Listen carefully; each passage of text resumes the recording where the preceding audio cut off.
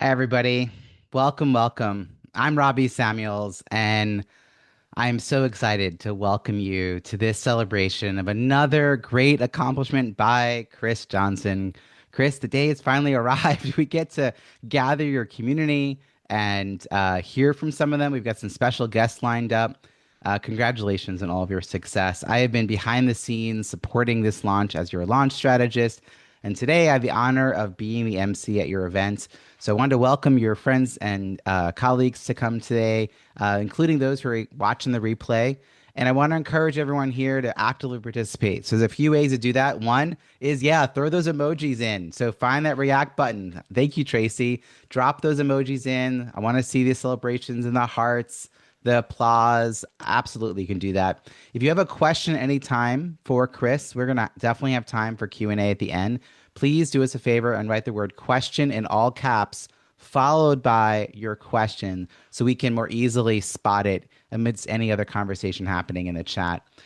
We're going to have an interview with the author. We're going to have several special guests. We're going to have prizes to give away and much more. So to kick things off, I'm really excited to introduce a good friend, a longtime friend and colleague of Chris Johnson, Rand Stagen, in a room full of people who believe leadership is an inside job. It makes sense that Rand Stagen is here.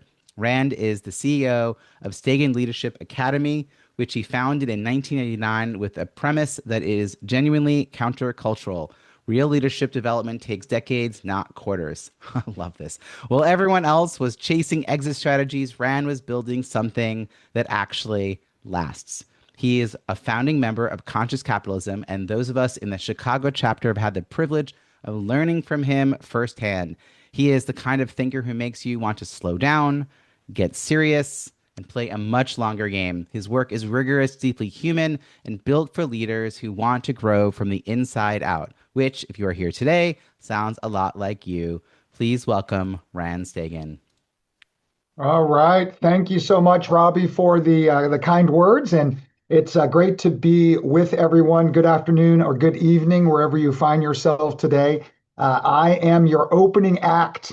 This is a short opening act for the main attraction, which is Dr. Chris Johnson, a dear friend and co-conspirer of mine. We have had the opportunity to be walking the path of this work around awareness, choice, and responsibility for over a decade together. And I think that all of us are here because we resonate, as Robbie so appropriately said, with the nature of this kind of work, the work that was beautifully articulated 4 years ago in Chris's original version of the leadership pause, and here we are celebrating 4 years later the companion book of the practice version of this. And so Chris asked me to really just ground us all in the general principles here and to share just a few stories of our work together at the Stagen Leadership Academy. I have had the opportunity for the last 4 years to work very closely with Chris on a series of 1 year. Robbie, we considered as sort of our 1 year programs at Stagen to be the sort of orientation to conscious leadership and the principles that Chris and I think all of us deeply care about. The that what I really want to appreciate as part of this sort of invocation is the subhead of the book of practices has these three big ideas. Big idea number one is tuning into our body. And so I'd like to just invite everyone to just take one breath in and one breath out, maybe get to the edge of your chair, just kind of, do it on your own. Just get yourself grounded, feet on the floor. Just an inhale and an exhale. At Stagen, we work with mostly high-performing business executives, and we've worked very hard to speak into the listening of our audience. In Buddhism, this would be a skillful means would be the term for this. But how do we really meet our audience, whether that audience is our clients or whether that audience is those we're trying to influence, and how do we do that? We really want to help them recognize that when we tune into our body, that's very similar to how an athlete would bring herself or himself into a performance ready state. So when we watch a professional level tennis player and we watch what she does before the serve, she gets herself into her body, she gets herself recalibrated and does a technique. Each athlete has their own technique to get themselves grounded.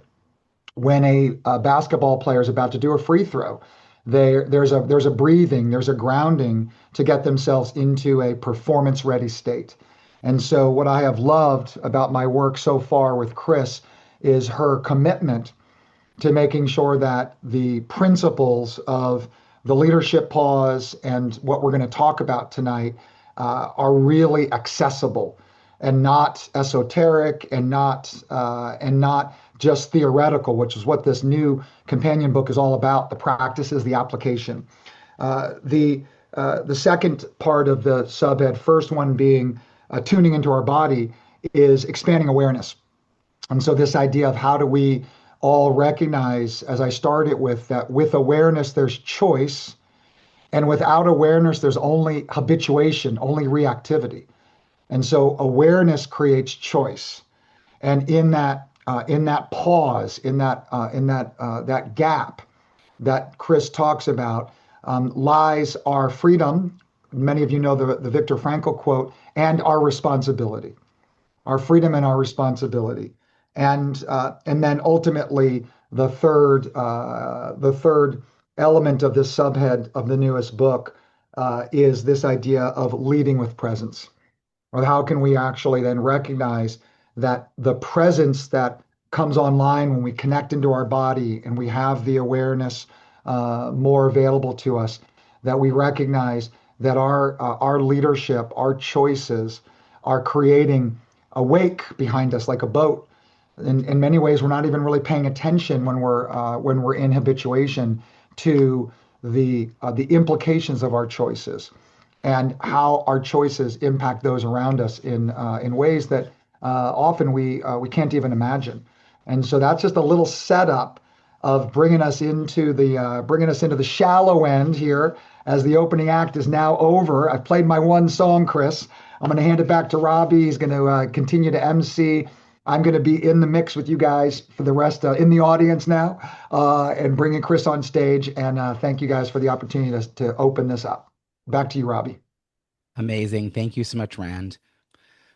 Now, the person who needs no introduction, Dr. Chris L. Johnson. Come on in.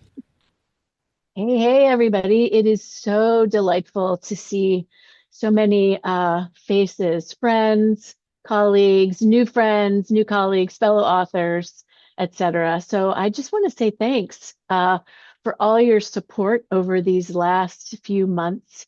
I'll get to talk to Robbie a little bit about how this book came to be, but it wouldn't be if it weren't for all of you, your stories, you're sharing your practices. You're cheering me on to do the thing, which meant to stick with it and be persistent when I didn't feel like I wanted to. So I just want to say that there were about 72 of you that signed on to be on the launch team. Again, thank you so much, especially for those who aren't here, who might hear this later. 72, and 45 of you wrote reviews for me. Almost all of those are up over on LinkedIn in terms of this particular book, the Leadership Pause Book of Practices. And as a result, I've been getting a lot of inquiries about podcasts, been getting inquiries about can you come and can you bring books to our event? As you know, this is the really groovy book, has a QR code inside of it to listen to the Audible version of the book so you can practice with. And as a result of all of that, your efforts in kind of receiving a slow Chinese torture trickle of reminders, like, please go ahead and get your reviews in, please share this. I just, again, really appreciate it. And as a result, business decision making and workplace culture have registered really high in terms of the use of this particular practice companion. So I just want to say thanks one more time and lots of love to all of you. And let's have a really good time tonight. Oh my gosh, we are going to have such a good time tonight. I have a question for you, though, because you've already gone through the business of writing a book. that was very well Yeah. received. Hmm. Um, it was a great book, and it's a lot of work to write a book. It is. And I know this workbook became more over Hmm. time, and then maybe Uh-huh. maybe when you first said yes to the idea, you didn't Hmm. quite know what you were saying yes to. Yeah. But why not just let the material you had, you know, stand for the work you were known for? Like to go through Hmm. all this other effort and create a companion for that book. Hmm. What was the impetus for that next step? It's a great question. The real impetus was I had a number of people say, this is really great. I like the stories. I get the idea of what you're wanting me to do. You describe different kinds of practices, momentary pauses, longer pauses, weekend pauses. Rand himself had a 3-year pause, right? There are varying lengths of what a pause can be. A pause is actually an interruption of that habituated way that we approach our lives and the work that we do. And then the question would be, but I don't really get how to do it. Are you telling me I just need to sit and follow my breath? And on the one hand, yes, that's kind of what I'm telling you. And no, there's more. So this is the more. And I kept getting enough questions and enough people saying that it was like, okay, there's time for a workbooky kind of companion here of practices. The other thing I'll say, Robbie, is I had a number of people who said, I like to listen to audiobooks. So I listened to your audiobook, but I can't follow along because the questions that you talk about in the book, the graphs, they're not in the audiobook. So could you provide something? So that was another reason. It was like, okay, this is a great way for individuals and then taking it to their teams to really begin to apply and start the arduous, amazing work of practicing on purpose to get what we want. I love that you are responding to a need that people are sharing, and you weren't just like, "I'm going to write another book because I feel like I have another book in me," which is like, Mhm. I think a lot of times how we get started with these projects, you feel called to it because others are doing the calling, and Mhm. that you're responding to very specific requests in order to help people actualize. Like, yes, on one hand, calm your mind is their instruction. On the other hand, it's like, what? How do How? I do What do that? I Yeah. do? Hmm. And so I love that you're being very thoughtful to make sure that the information you're sharing is useful and Hmm. usable. And it like it delivers on a promise. The question I have is who the promise was for, Hmm. because I know you and your work is for senior leadership, and I'm Hmm. curious like who you had in mind as you were writing this book, and did you find that as other people had access to it, have you Hmm. seen the need expand? Like other people are like, "Oh, I actually see myself in this book as well," and it wasn't just the people you originally wrote for. Yeah. So I write about in the book and in this companion book about this concept of VUCA, VUCA, volatile, uncertain, complex, ambiguous. It's a term from the late 80s in the Army War College. But basically, what they were getting at is the world around us is increasingly all of those things: volatile, uncertain, complex, ambiguous. And how are we to navigate the waters, the white waters that creates? So when I started writing, I was interviewing leaders who were in the space of living that day to day. And there was one seminal study that basically said that out of 1,500 senior leaders, fully about 65% of them weren't sure exactly what to do. And they really had a hard time admitting that they didn't know what to do in this kind of crazy time. So that was the impetus. But since then, since I started researching and writing and then published 4 years ago, it's become increasingly more complex. Like it's spinning in some ways, we would say out of control, and there's a lot of chaos. Have we been here before? Civilizations have, but all of us probably haven't. And so increasingly people have said, oh my God, I just don't know. I want a handhold.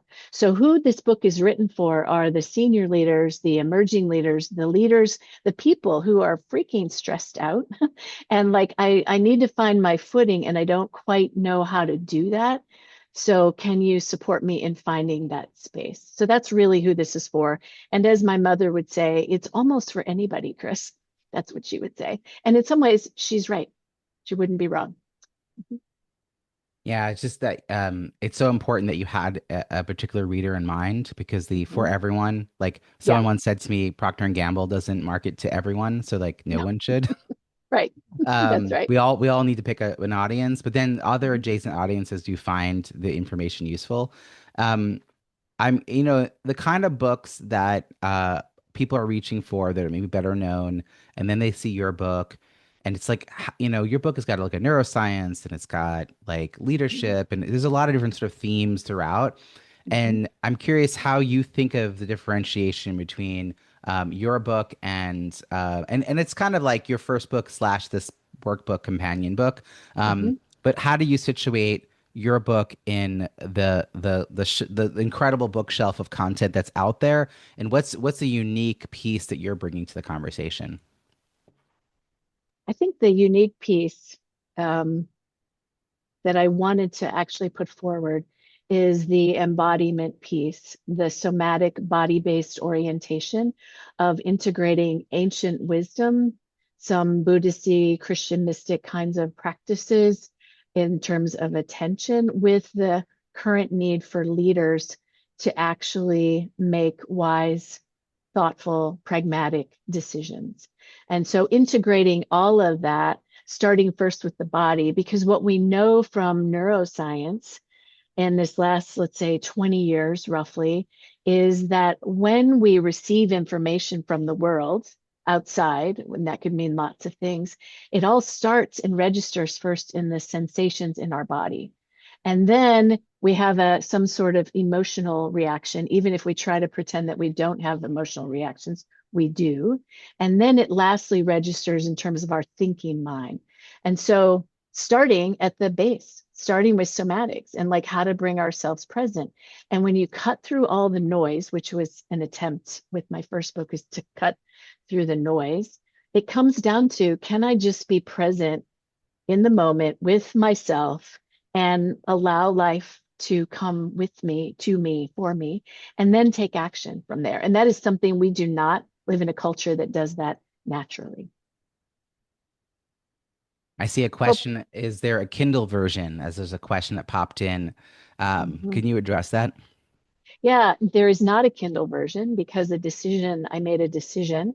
And maybe this is just biased because I happen to like writing longhand, and there's a lot of research about the benefits of writing longhand, that people wouldn't use it as readily if it were a Kindle version versus a handwritten or writing your own self book. It's Yeah. also a can you hold it up again and show us the side view? It's a Yeah. substantial book. Yeah, Yeah, it's 250 pages. is it a six Yeah. by nine or 7 by 12 or 14 by Yeah. 42? Like it's a big book. It's it's a big book. Yeah. It's a big book. It's a big book. Yeah. Um, because there's so much in there, is there a Mhm. particular takeaway that you want people to still be thinking about after they finish reading the book? Yeah. The biggest takeaway is that as far as we know, we've got one life on this planet. I don't know about other places. I don't know how that all goes.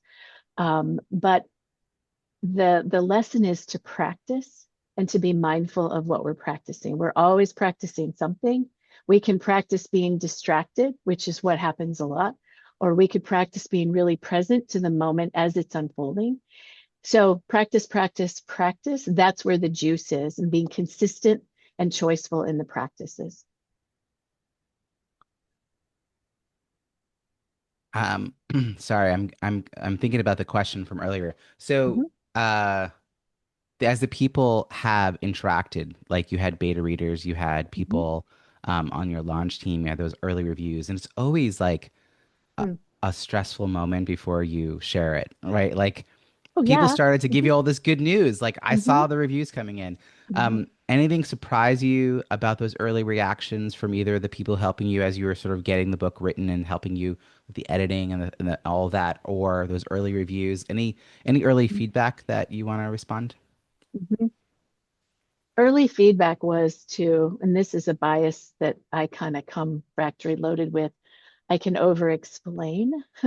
And so simplify, be clear in your instructions, uh, open up a space for people to have their own experience. And so I would get some version of that kind of consistently. And so my efforts were to try to streamline and simplify and provide a space for people to have their own experience of reflection.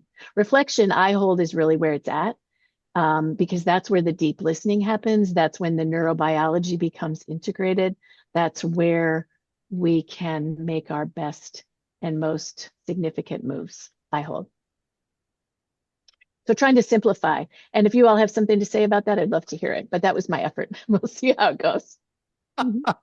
You're like, we'll find out whether all the Yeah. things you hoped were going to happen would happen. Would happen. Um, and, because you left a lot of fun little pieces in there, like the QR code. I was just explaining, the person who asked earlier about the ebook, I know has Uh-huh. low or no vision. And Uh-huh. so the QR code is still making the book accessible. And so Yes. maybe something about how to make the QR code links available to people. But Uh-huh. I think for people who are even reading the book, Uh-huh. having your voice. I think it's just a Hmm. clever way to make it an interactive element, and then Hmm. people can really sit with it and like not. I don't know. Like I feel like I would listen better by you telling me than me trying to slow down, talk about Uh-huh. pause, slow Yeah, yeah. down and like read. Uh-huh. I'd be like, Yes. oh, next page. But whereas like I would sit and listen to you, and I Uh-huh. would be find so lovely.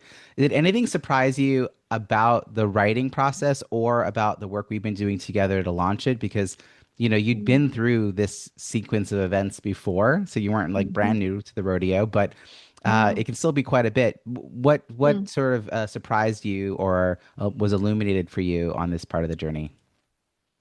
Well, there's kind of two questions there. So I'll answer the first one about the writing. Um, for me, and I suspect for maybe many, is that in the writing, I actually learn what I think about something. So I originally thought, and that mostly what we were taught in school is, outline your paper, get your ideas together, then you can write it. And actually, this whole process of writing these last few years is like, no, in the process of putting pen to paper or writing on the computer, starting with this is what I think, and then allowing what I'm really thinking to unfold is always a cool part of the journey. So I'm a little bit constantly surprised. There's that. And then it's just freaking hard to write a book and to get it all organized and done. And so thankfully, and all of you who might be wanting to write your next book or your first book or whatever you want to write, Robbie's really great at strategizing the process and breaking it down. And if I had to do that myself, I could probably, but having somebody else do that and help me hold myself accountable to be that responsible party to my intention has been super helpful and a pain in the butt and Yeah, and a helpful. pain in the butt. Hmm. I mean, Yeah. I'll own that part Okay. Good. as the one who's been holding you accountable. I Uh-huh. mean, there's Yeah. the writing of a book, which is the part you were doing without my help, but then there's the Hmm. like, how do you Yeah. make sure that people know about it? I mean, you've got all these 40 people here in the room. This didn't Hmm. happen accidentally. A lot of times Right. people host events and they get like four people if they're lucky. So the Mhm. fact that 10 times that many are here in the room is because you let a lot of people know about it. Speaking of which, you have a lot of we talked about the QR codes, but then you also Mhm. have downloadable content. Mhm. Tell us about the team working guide and how that relates to the book. Yeah, so the team working guide is accessible on the website, which is I just put it. q4-consulting.com. I put the link Oh, in chat Robbie put for. it in there. Yep. Yep. And so on the book page that describes the first book, The Leadership Pause, and then this companion book, if you put your name and email in there, you can download a guide. I think it's 6 pages, and it's how to use the companion book with your team and what you can do with them, kind of the mindset you want to have working through the workbook with them. And that's what that is all about. And I created that because a number of people said, hey, this would be a great idea if I knew how to use this with my team. Could you give me some ideas about how to use this with my team? So I It's did. so smart. Yeah.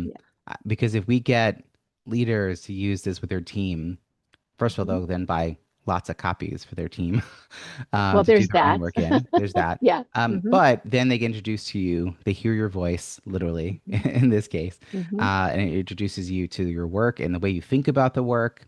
Helps them give them language for this work. I think Hmm. it's really smart. It's the kind of book that's much more easily shared because Hmm. you've provided that resource. So I just dropped the link in chat, and folks can check that out. It's now your turn to start introducing some of your other special guests that you have here today. I Thanks will. for chatting with me, Chris. Yeah, thank you. And I just want to say one thing before I introduce the first guest here, or second guest rather, is part of working with the team has to do with forwarding the work of awareness. So it's great that it might sell books, and I would love to go talk to people about that, all of that.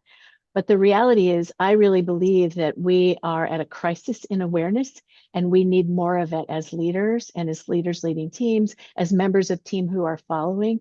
So awareness is really key. And so with that, I will introduce this first guest. So in just a second, Harry Zhu is going to come in and share some words of wisdom. And I want to tell you something about Harry that his LinkedIn profile wouldn't tell you. He is the real deal. Harry's the CEO of US Alliance Financial, and he got there by way of engineering. I met him when he was stepping into the role of CFO at Alliant Credit Union, probably about 10 or 11 years ago. And just about every leadership challenge that you can imagine came his way at the time. And I was fortunate enough to support him in that process.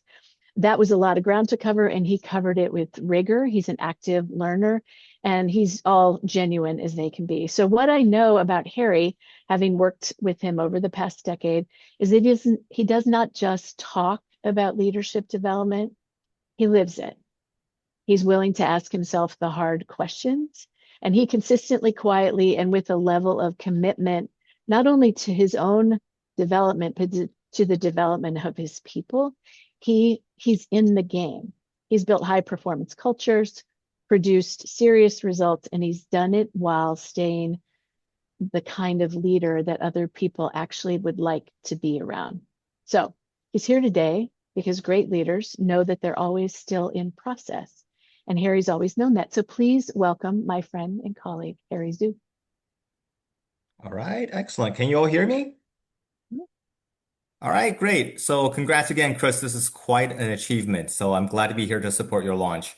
Like Chris just introduced, my name is Harry Zhu. I'm currently the CEO of US Alliance Financial, which is a credit union on the East Coast, so headquartered in Rye, New York.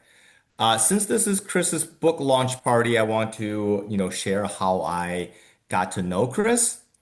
I was first introduced to Chris through my previous coach, who actually happened to be a somatic coach. I was looking for, I guess, the non-traditional, not the 360 feedback, coaching approach, if you will.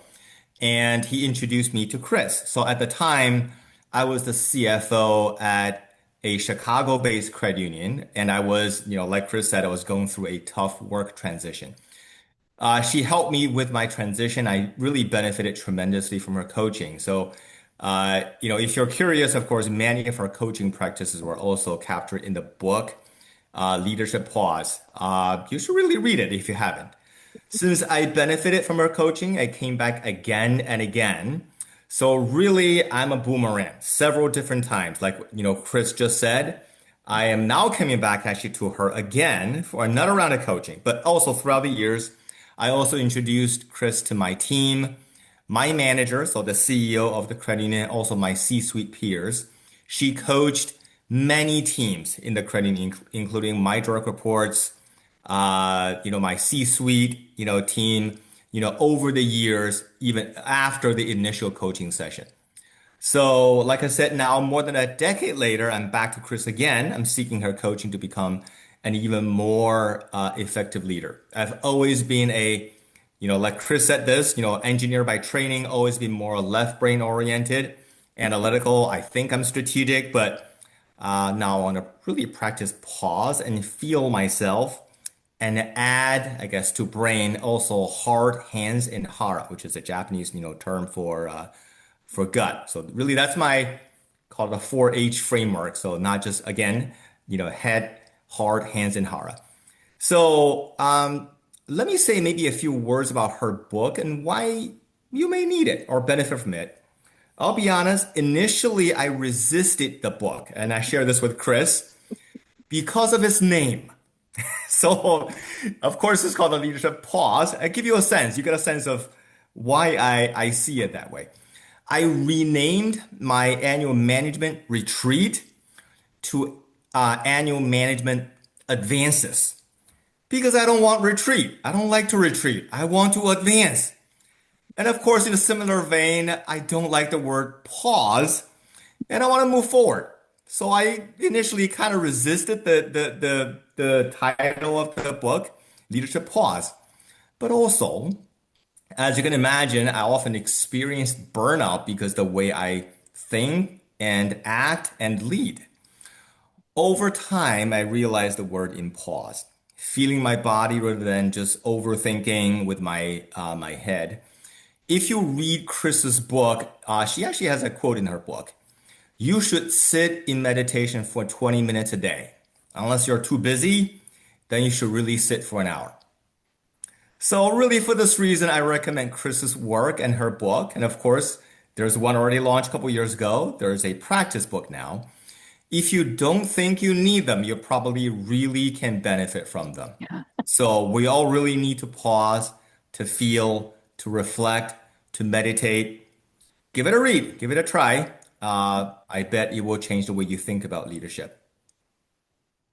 Thanks, All Harry. right, I back to you, really Chris. appreciate that. Thank you so much.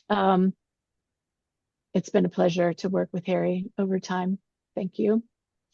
Um, we have a second guest, and it looks like we might actually have another guest. Actually, this is the third guest. We'll have a fourth guest here in a little bit. Um, there are people in the world, maybe you know some of them, maybe you are those people, who talk about changing workplace culture, and then there are people who actually do it. And Rosie Ward does it. Rosie's the CEO of Salvio Partners up in Minneapolis, and her mission is refreshingly blunt to rehumanize the workplace and challenge how leadership gets done. Not tweak it or optimize it, but to actually shift and change it. Rosie's a fellow conscious capitalist, a fellow author. She's inspired by Raj Sisodia, who inspired so many of us in the conscious capitalism movement. And she's a woman who shows up in the world with very serious intention, but with a lot of pizzazz and sparkle. That is Rosie's catchword. So I've watched Rosie walk or talk for a long time, and trust me, it's not as common as it should be. Her work helps leaders and organizations stop just surviving constant change and to start actually thriving in it. She does this through keynotes and coaching and the kind of team experiences that shift cultures from the inside out. I also was privileged to be a part of her podcast series that's all about shifting work to being more human. And just this spring, so you know, Rosie was awarded the Business Coach of the Year in Minnesota, and it's expanding her reach and impact. So Rosie, welcome. Welcome everybody. Rosie Ward, you're up. Thank you, my sparkly friend, and I am so excited to be here Mhm. supporting you. Yeah, I would just say when we met through conscious capitalism, I just feel like we were sisters from another mister, and Chris is the real deal. And there's just such alignment with our work, starting with VUCA.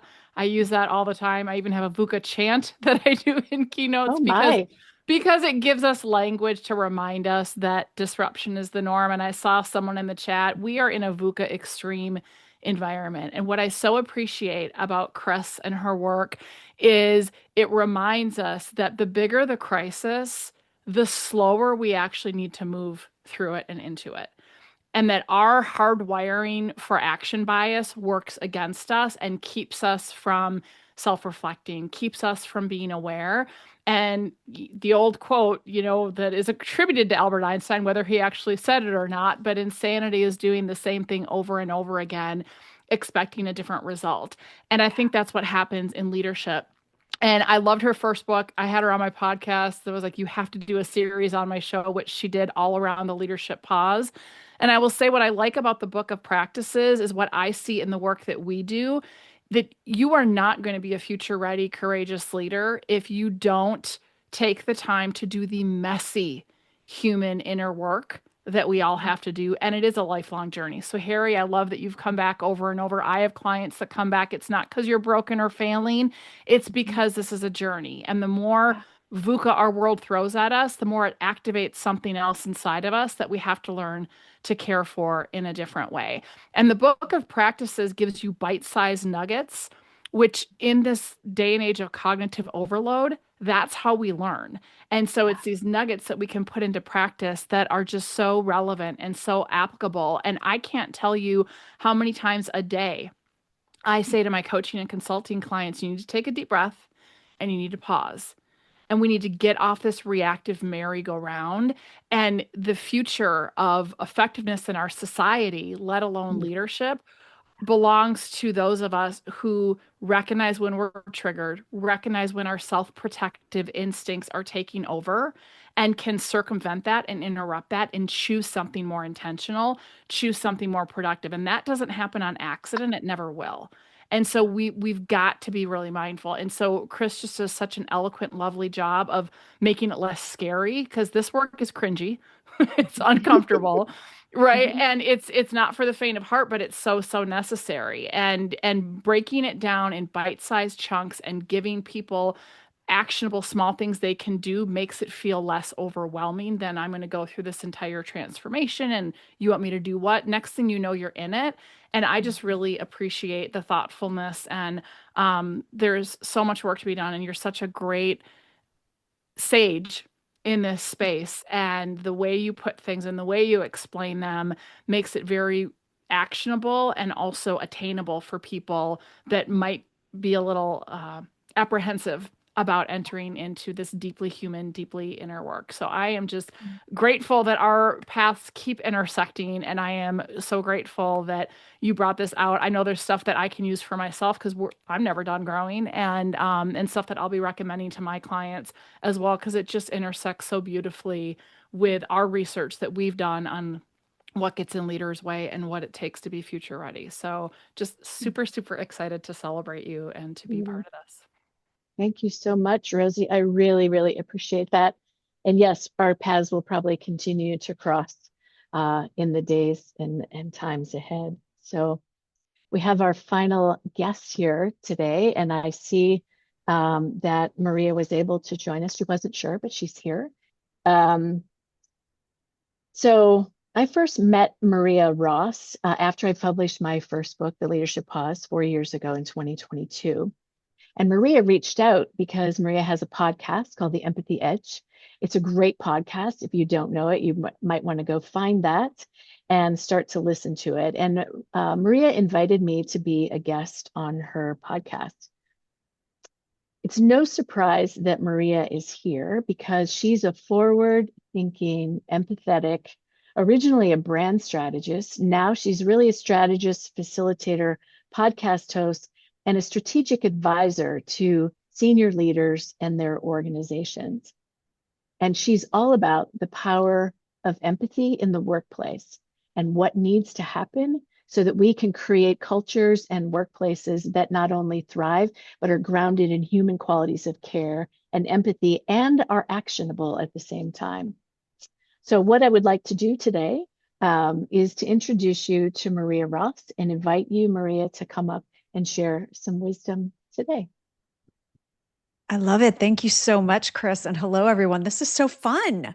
I'm really happy to be here. Yeah, Chris and I met, I don't even know who introduced us, Chris, but years ago. And then I loved her work so much. I included her in my second empathy book called The Empathy Dilemma. And I just love Chris's work around the pause because this whole movement of somatic, coaching and leadership coaching, helping people regulate their nervous systems is not foo-foo anymore, right? It's not woo-woo anymore. If you think about maybe the most negative boss you've ever had, it may not have been because of acumen or expertise or skill. It was probably in the interpersonal dynamic. And if you think back with clarity, you might say that person might have been emotionally dysregulated when they were interacting with me or interacting with the team. It's very rarely because of lack of skill. So I think her work is so important. around helping leaders ground themselves. Because in the work that I do, I have a 5-pillar framework for how to be a healthy, empathetic, and effective leader at the same time, balancing empathy with accountability. And the first two steps of that are self-awareness and self-care. And that's where I cite Chris's work all the time. Because if you don't get your own stuff in order, you can't synthesize perspectives. You can't be open to new ideas. You can't think about someone else's point of view because you're going to meet everything with defensiveness and fear. And that's really the crux of Chris's work, is to help leaders and really any professional, any human, get to that point where we can actually see and hear and listen to each other. Mm. Otherwise, it's all the gunk in between, right? It's all, as I've learned to study empathy, and believe me, I'm not perfect at empathy every day because we're all human, but Chris's words come back to me over and over again. And even Chris, your presence just makes me take a deep breath whenever I'm with you. Like you're kind of like the Great Dane to my Jack Russell energy. And I love being with you. I even like talk slower when I'm with you. And if all of our leaders could embrace that kind of moment, even again, a moment in their day, what mindfulness experts say, it takes 10 minutes a day to sort of build a practice. But if we could take that, imagine the impact on our world. Imagine the impact not only in our businesses and organizations, but our community organizations, our government, our, our schools, everywhere, if people could just stay more grounded. And so I love this book so much because many of the leadership books you read, and mine included, I go through them and they have reflection prompts and they have questions. And I'm like, oh, I just wish there was a workbook or a way to work through this in an organized way for myself. And so I highly advise, as you're sharing Chris's book out in the world, tell people, like, make a date with yourself, invest with yourself, and get the book and work through it for 20 minutes a day, 10 minutes a day, and build that practice of awareness. Because again, when we can stay grounded, when we can know our triggers, when we can take that minute to respond rather than react, it changes the tenor of every conversation we have. And from a workplace efficiency, productivity, performance perspective, you get the best out of your people that way. When they're in an environment where they're seen, heard, and valued because their leader is present and their leader is grounded, they can be 3 times as much innovative as they'd be in environments where they're not. They can be more engaged. They can be more creative. They show up better for each other. And that all leads, to the case that I made a few years ago, which is that it's good for the bottom line. So we don't have to carry productive workplaces and then choose that or mindfulness and presence. We can choose, it's both and, it's not either or. And Chris's work just really solidifies that because of all the stories she tells, all the coaching she's done, all the experiences, the frameworks she provides. You would think it would be easy for some people to relax and be present. Some people think it's easy, but it's not. Harry said it's about practice, right? And so giving us a tool to practice, and as Rosie said, kind of in bite-sized increments, is so important because everyone is so cognitively overwhelmed right now. But the difference it's going to make in our relationships and in our workplaces, Chris, it's God's work you're doing, right? Like you are helping us be better people at work. And that's why I'm just thrilled to support the book, be here, support the launch, scream about this from the rooftops. But thank you for putting this work into the world. Oh, thank you, Maria. Thank you, Rosie. Thank you, Harry. Thank you, Rand. I appreciate all of you for your take on all of this. And yes, I agree. This is the work that I'm called to do, and many of us are. So let's go do it. Okay, let's just go do it. Well, now we have a workbook that can show us how to do Yeah, it. yeah. I love Kind of fun. this. Hey, friends, in the chat, I gave you a little heads up that I'm going to be doing a group photo now. So if you are able to have your camera on, I'm going to switch to the gallery view and set up a photo. Now, if we were in person, I would ask you to get a little closer together and put your drinks down, but we are not, alas, in person. We are in our own little Zoom bubbles. But we can still have a commemorative photo. So if you're available to be on camera right now, this would be a great time to do so. And for those who are on camera, just take a moment to try to Mhm. find where that camera is. Um, Sophie, I'm going to give you a chance to settle in there. I see you, Sophie. Thanks for being Mhm. here. All right, ready? Three, two, one, cheese. Oh, I see more people got their cameras on. It's amazing. Three, two, one, cheese. Great. I got a couple of good shots there. You can now relax and resume whatever position you were in before I interrupted you. Okay. You know, I want to go back to something you said earlier about the importance of reviews because that's my role here as a launch strategist. More than 90% of people check reviews before making a purchase. That's just a reality. But the other sort of flip side of that is it's not that 10% of us even leave reviews on a regular basis. It's way less than that, which means that a very small number of people can have an outsized influence on the buying habits of everyone else. So, Maria, you just said so eloquently the importance of this book and the way people will know that it's a valuable book, that it's a book for them. Harry just shared how he came into it like an analytical thinker, and it was a little like confronting, and then he saw what it was, and writing that story down helps someone else who's a little like, I don't know, is this for me, see that it Mhm. could be, and take a chance. So reviews are an invitation for people to explore this work further and to find in it a place for themselves. We want to expand who has access to this information. And the reviews have a higher purpose, right? It's not just like a collection of data points, it is a way for us to spread the community and invite more people into it. Now, it does not need to be a fourth grade book report. I do know that some of you, since again, we're not in the habit of writing reviews, get a little stressy about the idea of a review and you got to be perfect about it and you got to read the book cover to cover and read all the citations and only then. And listen, you're not going to be asked to recite anything. No one's standing in front of a room. A few sentences can be very helpful. And in the chat, I just shared some prompts that can help you write a helpful review. Um, because a helpful review shares your experience with the work. It is not about Chris, who's an amazing human being. Those reviews are about her. Those are great testimonials to her work that should be on her website. But for the Amazon reviews, and other bookstore reviews, we want this to be about the books and the book's content. And so I invite you to commit, if you have not yet done so, to posting a review. Today's Tuesday, maybe by the end of the weekend, by Friday, Saturday, Sunday timeframe. Let's create a little container so that Yay. on Monday, Chris will wake up and she'll be like, boom, look at that. I got 50 plus reviews. You're in your Mhm. high 30s right now. You got another 10 from the launch team that are going to be slowly trickling in. But I believe this book should have 100, 200 reviews. Like it absolutely should be seen far and wide. It should be up there with all the other great books. So, thank you for hearing my plea for that.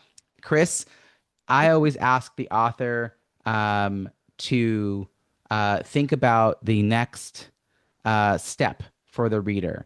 Like, as Mhm. someone who reads this book and thinks, oh my gosh, this is totally for me. I love this. How do people continue the work with you? And so Mhm. you had this idea of something called a leadership pause still point. So why don't Yeah, you share with all of us what that is and who that's for? sure. So I have a really nifty one pager that I can send all of you who might be interested in this particular offer. And if you are, as I'm talking, you could drop the word pause into the chat. Pause into the chat.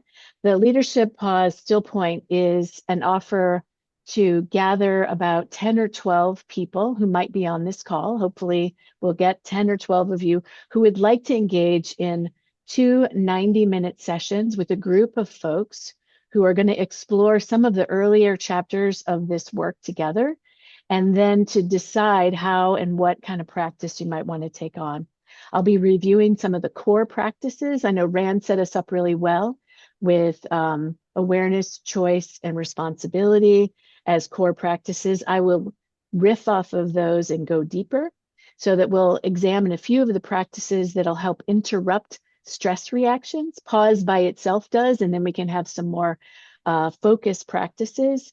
And you'll be able to develop a bit of a pause plan for yourself to actually start to take the work of pausing into your daily life. So that'll be 2 sessions. And based on the people who may or may not sign up, what'll happen is I'll coordinate with all of those folks to create the times that we'll do this, probably in late May, sometime in June together. And depending on how that goes, we might go further. We don't know exactly for sure yet. But if you're interested in something like this, what I would suggest is this would be my time with each of you in a group together, and put pause in the chat, and I'll make sure that we get to you with some information, which would include this really great PDF with all the details that I'm not telling you here. So, Chris, well done. I see 5 mhm. people have already written the word pause. So if you're even a little bit curious, up 6, Mhm. 7, we got more people. That's awesome. People are Okay, writing the cool. word pause in the chat. Mhm. Mhm. Um, this is a great opportunity to go one step further. You Yeah. know, Harry, what you said earlier, like I feel you so much. I have a good friend who I hang out in her community, and they're all talking about quantum realms and guides and I'm like, okay, what now? You know, like Mhm. my brain's trying to, and I go, I'm too much of a Virgo. And I'm like, that's funny. I'm going to use my horoscope as a reason I'm not woo enough. Okay, okay, okay. So I'm heart centered. All right, I can lead into this. But if there's that push pull, and when you find someone who can comfortably hold space for you, right? Like it allows us in. And I think that's a gift you have, this idea of calmness. Chris, a few people have said it in the chat and on air, but we all slow down a little bit around you. Mm. You have Hopefully in all the good ways. a Hopefully in great all the good ways. presence. It's you Mhm. do. You have a great presence. And the idea of being able to spend time with you in these two 90-minute sessions. So they're Mhm. virtual, they're Mhm. interactive. This is not a Yeah. lecture, up No. to 10 people. So it's going to be small Mhm. group and really Mhm. focused. In That's the right. chat, I shared a few bullet points about what will be happening in those. This is a $300 value, but she's going to offer for $100 because it's part of this launch experience. So the next Mhm. time she offers it, which will happen if this goes really well, and Mhm. you all get to shape this first version, then Yep. she may offer it again, and you'll get to tell other people about it, and the value will be there. So Mhm. I am seeing lots of pause in the chat, and I love this. Mhm. Me Um, too. I love this Cool. so much. All right, Mhm. so now we're going to get to spin wheel. We've got some really fantastic prizes. You went above and beyond. I'm going to bring the wheel of names up on the screen here. And so this is everybody who had signed up as of about an hour or so beforehand. We're gonna spin Look 3 at how times. groovy that pause is. I love that you Isn't this did the great? branding. Thank you so much. I'm gonna actually stop the share. Can you hold up Mm. the prizes? So we're gonna do Oh, a yeah. signed copy of the workbook, a signed copy Signed of the copy of the workbook. book. Then you've got a mug, Signed copy of the book. book. I have a mug. It says the leadership pause and it says time to pause with your Love it. coffee or tea. It's really important. And And a really groovy hourglass. This is a 3-minute timer, so you can set it for yourself to like take a pause in the middle and of your workday, at night, whenever. Mhm. And are those all the prizes? Okay, so then we're gonna spin this, and Uh, the it's do not actually. you have more Then, stuff? yes, I'm going to share a book by Maria, Oh, the grand prize the includes. Empathy Edge, a book Oh, by Rosie, Rehumanizing the Workplace, and a book by Raj Sisodia called Awaken. And again, he's one of the early founders of conscious capitalism. So all of those will go in the Whippy Dippy grand prize, just so you okay. know.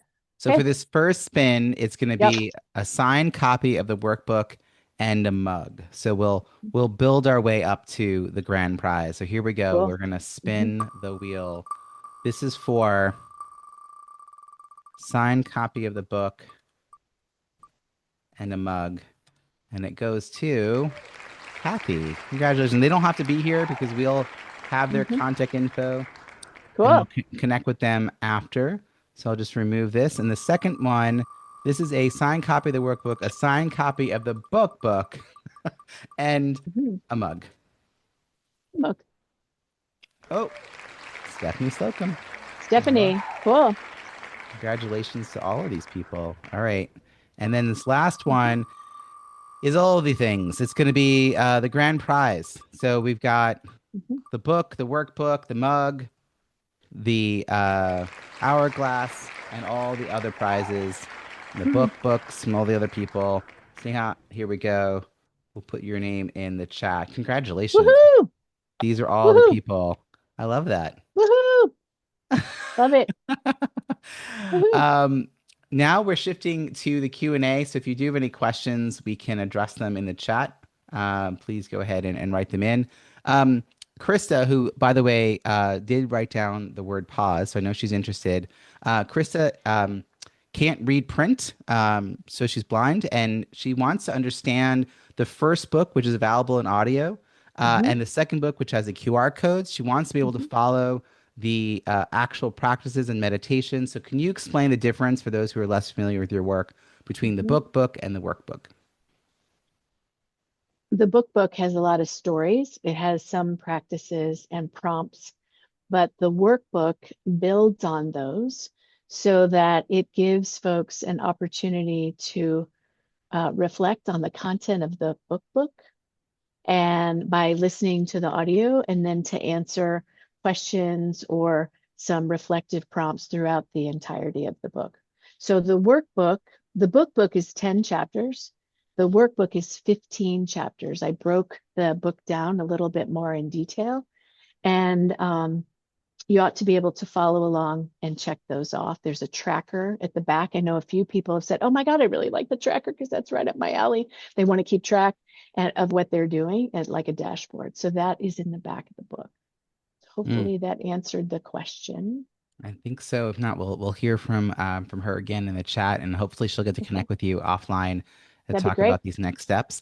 Hmm. I'm so glad she came. So one of the people that I shared this Hmm. with. Nice. Another Love it. question we had in here was, given the state of the world today and our need to navigate all of the complexities Mm. skillfully, what's your current biggest challenge? My current biggest challenge, I have many challenges. Um, I think if I'm honest, and I'm going to be honest with you all, the biggest challenge lately has been to be consistent with my own meditation practice Mm, because I too am at the whim of all the distractions, and I know enough to be dangerous. I know enough to know like this is really, really important. And it's just an ongoing decision that I have to make every day. Like, no, I will sit and do this. And more or less I do it, and sometimes I don't do it. And so that's a challenge because that sets the stage for my mood. It sets the stage for clarity of thinking. Because if we're calmer and more settled and resourced, we can think clearly. And if not, then we just react and we get caught up in a spin of potentially bad decisions or decisions that weren't as fully thought out. And I'm as susceptible as anybody else to that. So wait, are you human?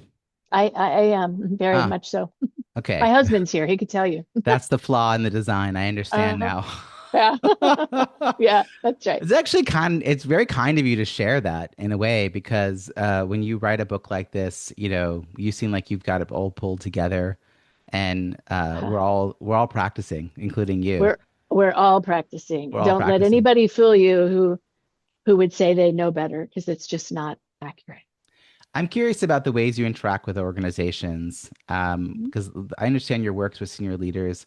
Mhm. If someone were to bring you in, like, do you like, I don't know, like there's like a lunch and learn up through the like multi-month engagement. Like, what Mhm. kind of ways do you interact and support a team? It's a great question. It really depends on who contacts me.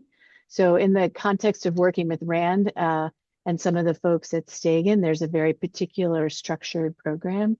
In terms of the work at Q4 Consulting, it starts from the very moment somebody reaches out and says, "Hey, I'm interested in learning more because I have this concern over stress, difficulty with their team, not meeting their goals." There could be lots of concerns that they have. Maybe their culture needs a refresh. So it starts with a conversation, and in fact, it usually has many conversations about until we get to a sense of what would actually be useful to the person, and then designing around that to address the needs of the leader and or the team or all the above.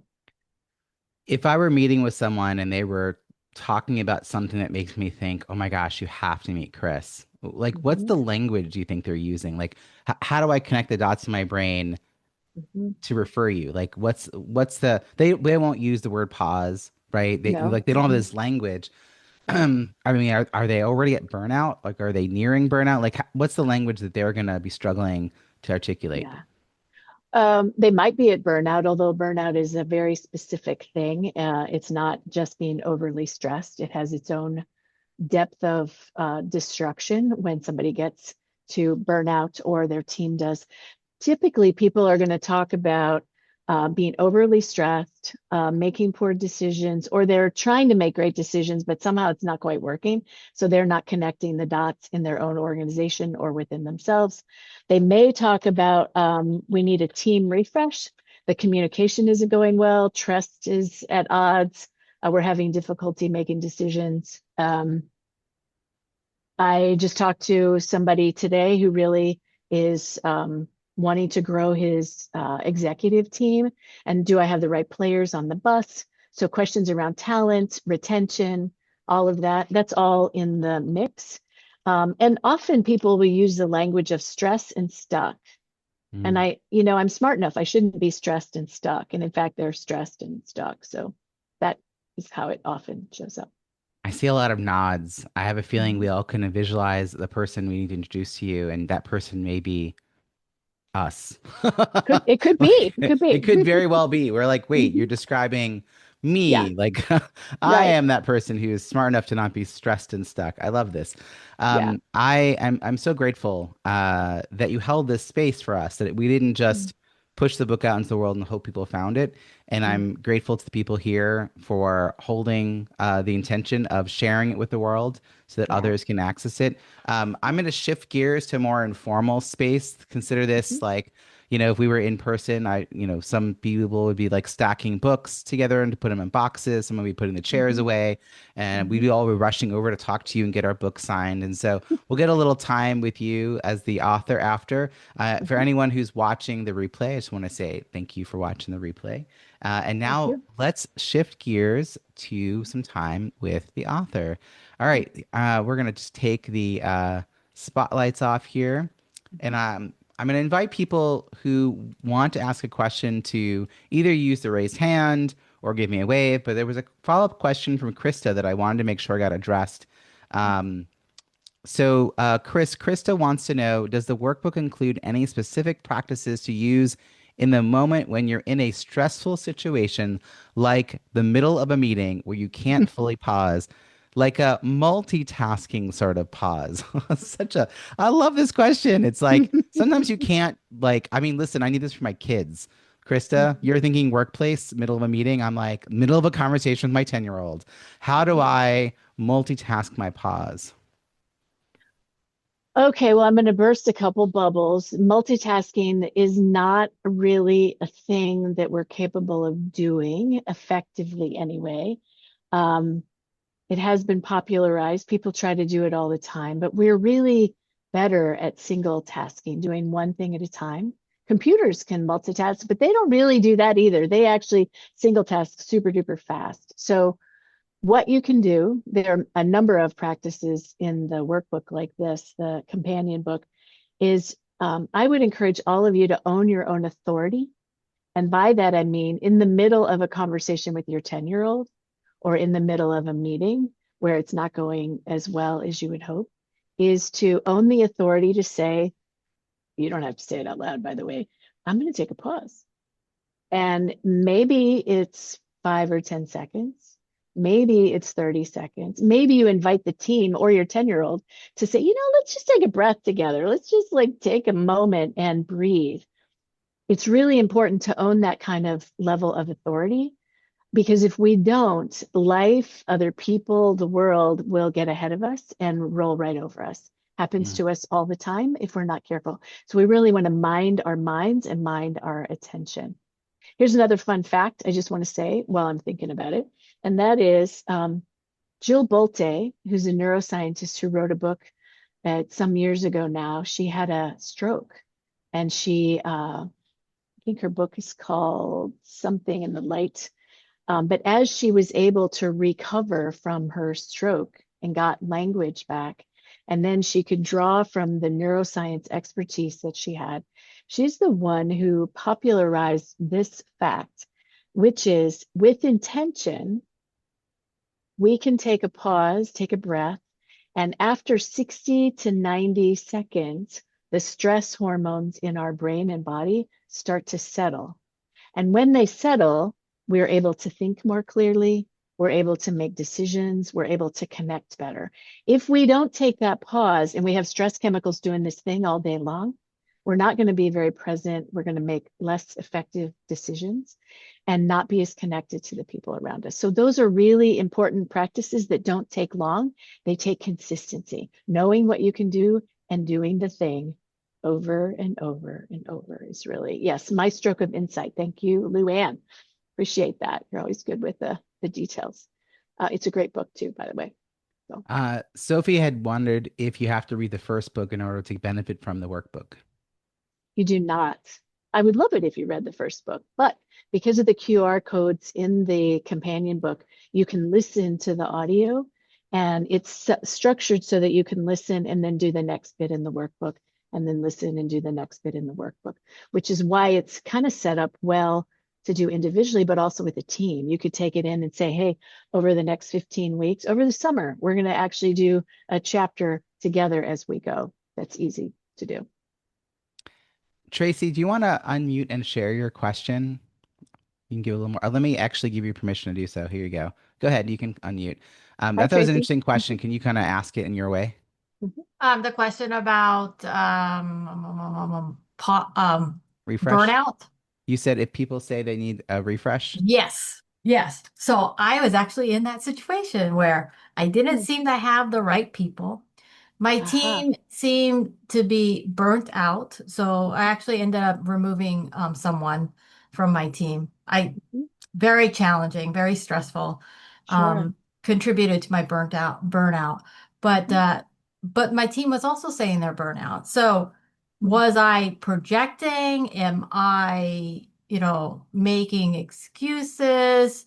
What has been your observation? Because those things may actually be true and contributing to your burnout as you're trying to fix other people's challenges that may not be challenges as my responsibility, or trying to fix other people's burnout when you're yourself burned Mhm. out. Is That's that kind of it. I'm not really sure. I think what I hear, see if I got it, Tracy, is there are a lot of moving parts in what you just yes, described. And yes, so it could be that they're not the right people on the bus. It could be that the other people on the bus may be the right people, but they're overly stressed, and how to manage it all. Am I tracking okay? that's absolutely correct. There are a lot of Yeah. moving pieces. So Mhm. as a leader, you still have to fix your team, but you also have to avoid, if you yourself are burnt out or at the risk of burning out, of Mhm. causing more harm.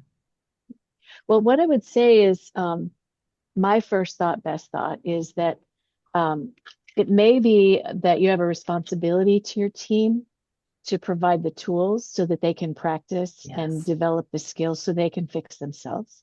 And that actually that starts with you as the first person. So if you're identifying like, wow, I'm overstressed, I'm to the point of burnout. What is burnout anyway? It's a kind of a chronic long-term situation of incredible depletion. We're seeing a rise in it. We would say there's an epidemic around now. And so if that's true for you, then start with you, worry less about them, show you care about them, but get your house in order as much as you can. And then you can address the questions around talent on the team or providing the resources for your team to actually fix themselves. Does that Yes. help? Yeah. Yes. And I love the suggestion of offering resources, which is something I hadn't considered. But what I did do was I implemented no work coffee chat on Fridays. Aha, no work coffee chat. So I can't bring my work or the report that we're doing or the conversation about the planning. I can't bring that to coffee. Yep. Yep. Okay. So it's just Friday for people just to decompress before the weekend, share, Mhm. what, Nice. how they're feeling, what they want to do. But there was no like, hey, can you look at this report? Can you respond to this email? And I was really genuinely surprised how what a positive reception it was because and then it was interesting to see who could not turn work off for like 20 minutes.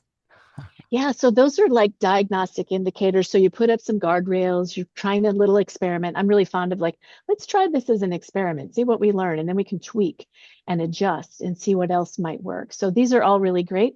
And I wish you the best of luck, Tracy. Good. Yeah. Thank you. That's Appreciate the Thank great. you. question. Yeah. Wow, that was like a little hot seat. What a great Mhm. example of Chris's ability to do on the spot coaching. Mhm. Folks, does anyone here have any congratulations or well wishes or anything they'd like to share before we wrap up? Give a wave Mhm. and I like waves. That's we'll, cool. yeah, and hearts and all that good Hi, stuff. Lisa. Hey, Louise. Nice. Awesome. Very I'm good. This has been wonderful. Did Hi, anyone Bruce. actually want to unmute as you're waving so I'll know your intention? Mhm. Oh, Luann, great. Luann Um, wants to say something. Go ahead. so I just want to share, Chris is a dear friend, and so is Brian. And it's lovely to be here. And I just want to share, as I know Chris is doing this launch, and she's been so busy and so lovely, and her reminders are just so tender. And I've been going through some challenging things. And as she's been managing this, she's been sending me personal notes. And that just says a lot about Chris. And again, the work that she brings to the world is just what the world needs. And so I've been sitting here sending the book to friends. Oh, So thank you. thank you. I know I've been quiet, and thank you for your notes. They mean a lot. Oh, you're welcome. It's an honor. It's a great privilege. Thanks, Luann, for all your support. Wow, lots of Amazing. nice notes here, you guys. I'm really appreciating this. I'll have to save the chat. Yes, Thanks, I'll make sure to Bruce. share that with you. Cool. This is great. I love the idea of people reading it together. Mhm. Um, so Rachel, it was a great idea. She's been doing it with a partner. So many contexts where this is useful. So it's Yeah, really cool. You're gonna hopefully be hearing a lot of that over the next few weeks. Uh, cool. I want to now invite everyone to head out and take this message with you. Mhm. Thank you for sharing in the celebration with us. Thank Uh, you.